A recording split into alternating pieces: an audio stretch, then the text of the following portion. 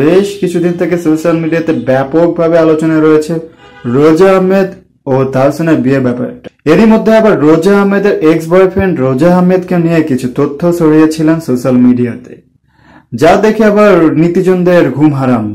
রোজা আহমেদের ex boyfriend দাবি করেছিলেন যে তাদের নাকি 9 বছরের রিলেশনশিপে ছিলেন তারা, এবং 15 লাখ টাকাও নাকি নিয়েছিলেন রোজা আহমেদ বিদেশে যাওয়ার আগে।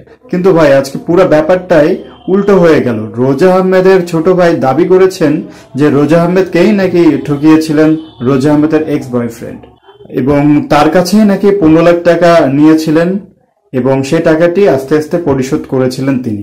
এই আসলে ব্যাপারটি কতটা সত্য সেরকম কোনো প্রমাণ বা তথ্য পাওয়া যায়নি এখনো। তবে আপনাদের এই বিষয়টি নিয়ে কি মতামত অবশ্যই কমেন্ট করে জানাবেন। আর এইরকম মিডিয়া জগতে নিত্য নতুন আপডেট পেতে আমাদের চ্যানেলটি সাবস্ক্রাইব করে সঙ্গে থাকবেন। ধন্যবাদ।